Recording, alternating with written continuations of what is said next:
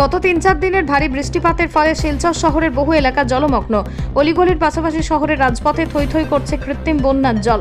এতে ব্যাপক দুর্ভোগ পোহাতে হচ্ছে জনসাধারণকে। শহরের বেশিরভাগ নালা নর্দমা আবর্জনায় ভর্তি থাকায় জল নিষ্কাশন হচ্ছে না। এছাড়া বহু ড্রেনের কাজ সম্পন্ন না হয় বৃষ্টির জল যেতে পারছে না। শিলচর শহরের national highway, Sonai road, link road, Radha Madhab road, Fatak Bazar এসব এলাকা জলমগ্ন। পড়ুয়া সহ পথচারীরা চলাচলে ব্যাপক সমস্যা হচ্ছে। শহরের কৃত্রিম বন্যায় শিলচর পুরসভা ও বিজেপি দলের নেতাদের একহাত নেন ভুক্তভোগী জনগণ। বছরের পর বছর বরাক উপত্যকার প্রাণকেন্দ্র শহর শিলচরের জমা জল সমস্যা একই অবস্থায় রয়েছে। শহরের উন্নয়নের প্রতিশ্রুতি দিলেও জমা জল সমস্যা সমাধান করতে না পারায় বিজেপি সরকারের বিরুদ্ধে ক্ষোভ প্রকাশ করেন ক্ষুব্ধ জনগণ। Bureau report, daily Barak.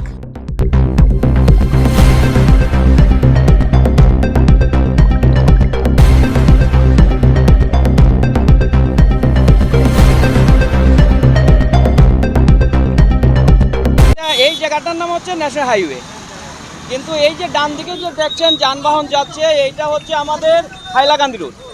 এবং এই হাইলাকান্দি রোডটা আমাদের সবার ক্ষেত্রে জীবনের ইমার্জেন্সি রোড। কারণ কেন, এদিকে medical college, technical college, NIT মানে ইঞ্জিনিয়ারিং কলেজ, ইউনিভার্সিটি, তো সব লাইফ সিকিউরিটি ইমার্জেন্সি রোডটা হচ্ছে এইটা। তো এই দিকে যে আমার এই জেলা শাসক, আমার ডিসিকেও আমি দৃষ্টি আকর্ষণ করাবো এবং আমার মুখ্যমন্ত্রী হিমন্ত বিশ্ব শর্মাকে আকর্ষণ করাবো। এখানে যে জল জমাট হয় এটারও কিছু অনেক কারণ আছে। যে আপনি যে সরকারি রাস্তা বেদখলভাবে অবৈধভাবে পাথর, বালু, ইট এই সেই দিয়ে লোক ব্যবসা রমরমাট চালিয়ে যাচ্ছে। তো এইগুলো আপনারা উদ্ধার করছেন না।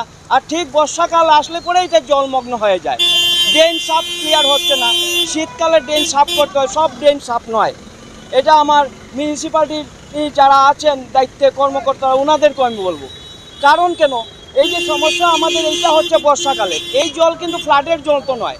কারণ ড্রেন যদি ক্লিয়ার হয় জল রাস্তায় ওঠার কথা না। রাস্তার মধ্যে ইট বিক্রি চলছে, পাথর বিক্রি চলছে, নানান ধরনের অবৈধভাবে সরকারি জায়গা, ড্রেন ক্লিয়ার নয়। এবং রাস্তা যেগুলো আছে, রাস্তা থেকে তো ইট, বালু, পাথর অবৈধভাবে ব্যবসা চলছে রমরমাটভাবে।